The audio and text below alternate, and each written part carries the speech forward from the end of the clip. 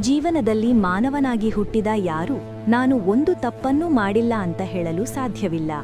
ತಿಳಿದು ಅಥವಾ ತಿಳಿಯದೆ ನಾವು ಕೆಲವು ಪಾಪಗಳನ್ನು ಮಾಡುತ್ತೇವೆ.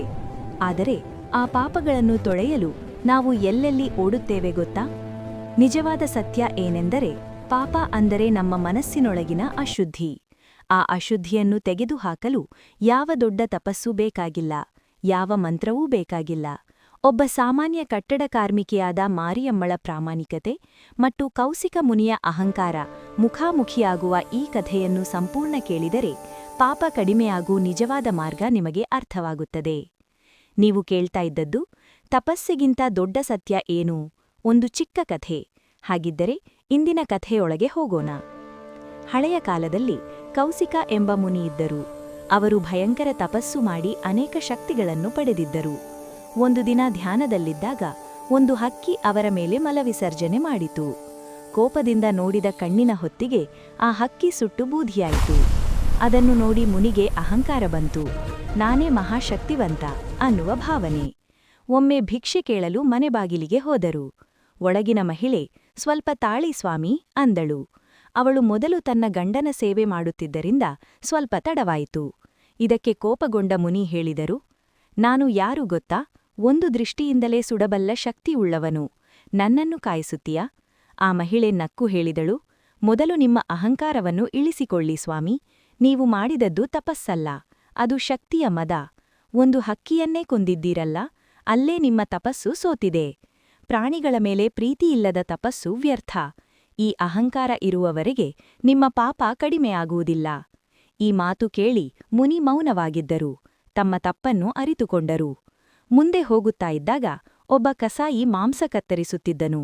ಮುನಿ ಯೋಚಿಸಿದರು, ನಾನು ಒಂದು ಹಕ್ಕಿ ಸುಟ್ಟಿದ್ದಕ್ಕೆ ಇಷ್ಟು ಪಾಪವಿದ್ದರೆ ಇವನು ಎಷ್ಟು ಪಾಪ ಮಾಡುತ್ತಿದ್ದಾನೆ? ಅವರು ಕೇಳಿದರು, ನೀನು ಮಾಡುತ್ತಿರುವುದು ದೊಡ್ಡ ಪಾಪ ಅಂತ ಗೊತ್ತಾ? ಕಸಾಯಿ ಶಾಂತವಾಗಿ ಉತ್ತರಿಸಿದನು, ಸ್ವಾಮಿ, ನಾನು ಪಾಪ ಮಾಡುತ್ತಿಲ್ಲ. ನಾನು ನನ್ನ ಕರ್ತವ್ಯ ಮಾಡುತ್ತಿದ್ದೇನೆ. ಪ್ರಕೃತಿಯ ನಿಯಮವೇ ಇದು. ನಾನು ಸುಳ್ಳು ಹೇಳುವುದಿಲ್ಲ, ಯಾರನ್ನೂ ಮೋಸ ಮಾಡುವುದಿಲ್ಲ. ಪ್ರಾಮಾಣಿಕವಾಗಿ ಕೆಲಸ ಮಾಡುವುದು ಪಾಪವಲ್ಲ. ಅಹಂಕಾರದಿಂದ ಮಾಡಿದ ತಪಸ್ಸು ಪಾಪ, ಆದರೆ ವಿನಯದಿಂದ ಮಾಡಿದ ಕೆಲಸ ಪುಣ್ಯ. ಮುನಿಗೆ ದೊಡ್ಡ ಪಾಠ ಸಿಕ್ಕಿತು. ಮುಂದೆ ಅವರು ಒಂದು ಅದ್ಭುತ ಕನ್ನಡಿ ಕಂಡರು. ಅದರೊಳಗೆ ಜೀವನದ ಸತ್ಯಗಳು ಕಾಣಿಸಿತು.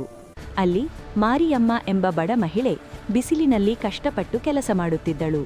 ಒಬ್ಬ ಮೇಸ್ತ್ರಿ ಅವಳಿಗೆ ಹೇಳಿದ, ಸಿಮೆಂಟ್ ಕಳ್ಳತನ ಮಾಡೋಣ, ಹಣ ಹಂಚಿಕೊಳ್ಳೋಣ. ಆದರೆ ಅವಳು ಹೇಳಿದಳು, ನನಗೆ ಹಣ ಬೇಕಾದರೂ ಇತರರ ಜೀವಕ್ಕೆ ಅಪಾಯ ಬರಬಾರದು. ನಾನು ತಪ್ಪು ಮಾಡುವುದಿಲ್ಲ. ಅವಳು ತನ್ನ ಊಟದ ಅರ್ಧವನ್ನು ಒಂದು ಹಸಿದ ನಾಯಿಗೆ ಕೊಟ್ಟಳು.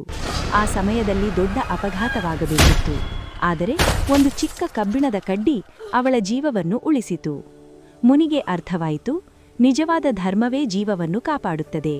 ಕೊನೆಗೆ ಮುನಿಗೆ ತಿಳಿದು ಬಂತು, ಪಾಪ ಕಡಿಮೆಯಾಗುವುದು ಮಂತ್ರದಿಂದಲ್ಲ, ತಪಸ್ಸಿನಿಂದಲ್ಲ, ಪ್ರಾಮಾಣಿಕ ಕೆಲಸದಿಂದ, ಇತರರ ಮೇಲೆ ಕರುಣೆಯಿಂದ, ತಪ್ಪು ಮಾಡಿದಾಗ ನಿಜವಾಗಿ ಪಶ್ಚಾತ್ತಾಪ ಪಡುವುದರಿಂದ. ಮುನಿ ಸಂಪೂರ್ಣ ಬದಲಾಗಿದರು. ಅಹಂಕಾರ ತೊರೆದು ಜನರ ನಡುವೆ ಸೇವೆ ಮಾಡಲು ಆರಂಭಿಸಿದರು. ಈ ಕಥೆಯ ಸಂದೇಶ, ದೊಡ್ಡ ವ್ಯಕ್ತಿಯಾಗಿದ್ದರಿಂದ ಪ್ರಯೋಜನವಿಲ್ಲ.